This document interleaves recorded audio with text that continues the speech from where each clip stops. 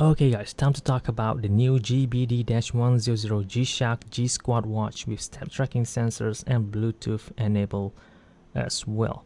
This watch will cost you $160 and around $200 in the JDM version. I have no idea why it is much more expensive, but I still pick mine up from Japan because I love JDM versions. All thanks to buyee.jp for that. And if you're new and if you don't know, they are a proxy shopping service website.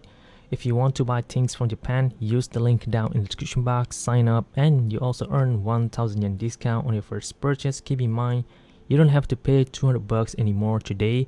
If you look this up in buyee.jp through Yahoo Japan auctions, you'll notice that the price for this exact one, especially in this black and white colorway, has dropped a little bit. You know, I saw one of these sold in used conditions at like $50 cheaper than the price I paid to get mine in brand new.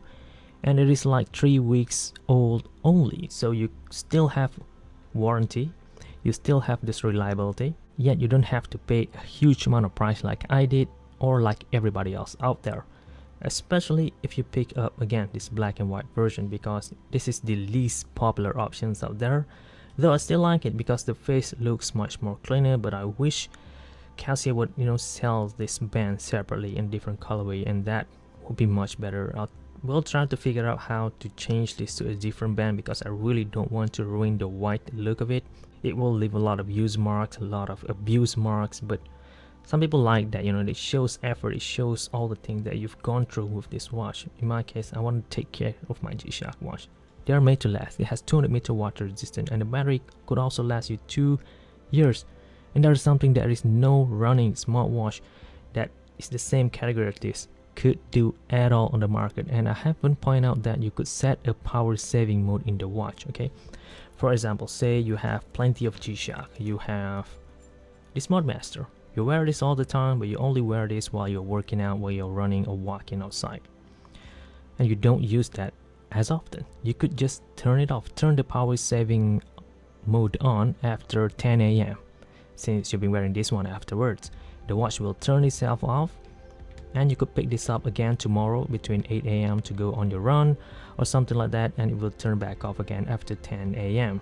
since you set it up. So that will make sure the watch save its battery and probably could last you for more than 2 years again, something that is no smartwatch or watch like this could do on the market. So that's one of the biggest selling point of the G-Shock, not to mention 200 meter water resistance. There's nothing as tough as this one out there yet, at around $100 only if you use buyee.jp. Check the link down in the description box.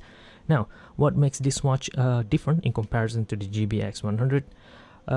Not much really. Pretty much it is missing the tight grab functions and the design is different. That's it. So if you want much more functions, if your priorities is functions, you want to have a lot of things, get a GBX. The price are just the same. But if you live in the center of the cities where you don't need tight graph anyway, a tight graph display will just be an annoyance since you might accidentally press it. Just get this one instead. It will serve you the same functions without those annoyances. Plus, since it was designed to have 5 button operations, it is a lot easier to set up in comparison to this one at least. Let me show you guys a quick example. Say you want to set the time or set anything at all, just press adjust. And now you could just scroll through with these 2 buttons, which is still the same with the GBX-100. But if you want to select something, just press this one instead of this button over here. So this closely placed button over here really helps with you setting up the watch. Even though you have your phone for that, with the Bluetooth G-Shock Move app, you could do all the things already. But still, this is a little thing that I have to point out, being the difference between this and the GBX-100. It also have LED lights, could lights up from the 6 o'clock positions. It is incredibly bright, so you could still use it at nighttime or if you're running or jogging in the dawn. And you do have this running mode over here, which could be accessed with this button, and it will measure distance using the pedometer sensors or the step tracking sensors. It won't be as accurate because it is incredibly sensitive, but you do have it. I like the fact that it is separated with this normal display, unlike the previous G-Squad where the step tracking will just work all the time. In this case, you could separate them. You could separate the running data with the normal day-to-day wear data, although it will be added up afterwards, but you could separate them and view them back in this tracking mode. Right now we're in training mode, training timer. Next you'll have your stopwatch with timekeeping, and then your activity tracking. So here is where you could check the lap time, distance. It is not for professional wear, but something you could wear just to check how your progress goes, if that's your interest. Lastly is notifications. You can see that I haven't paired this watch to my phone yet. I've just been wearing this for about 3 days actually, because I've been wearing the GBD-100, and I noticed the function is pretty much the same as the GBX-100, so I'm guessing it just works the same way.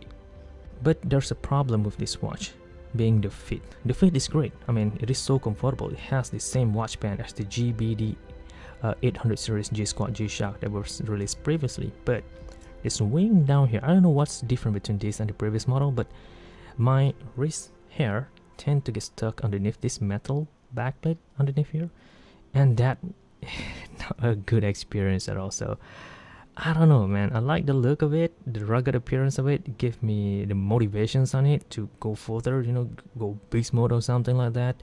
But yeah, there's something I have to point out. If you have a hairy wrist, you need some consider that. Probably get this one instead of this one. It's not entirely up to you though. So this watch is made in Thailand. Yeah, that's it on the backplate. And on the general aspect, something that I have to point out in this video regarding this GBD-100, for the performance wise, like I said, it works exactly like the GBX-100, except the watch band is differently designed. I mean, it has a single holes and a texture underneath, and also the button is fully made out of resin. Most of the things in here is made out of resin except the metal backplate and the smear crystal at the front. Even this blue ring around here is plastic. It looked like metal. I thought it was metal at first, but you could hold it, tap it, that's plastic.